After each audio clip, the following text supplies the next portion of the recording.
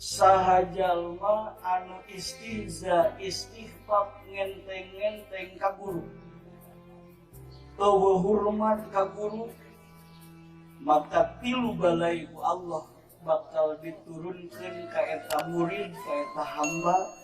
Mana hiji ulaha nasiya ma hafidho, nu apal bakal dipohokeun. Na'udzubillahi min.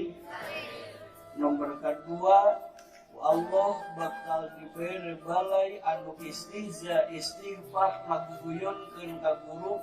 Wasaniyatu wakal lisan, Allah bakal mere mintul dina lisana.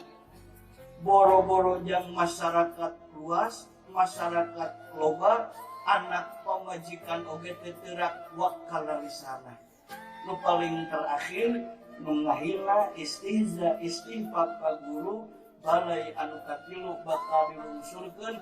Wasalisatu waftaqarra akhir umurihi, Allah bakal diberi kafakiran nepikeun ka akhir hayatna.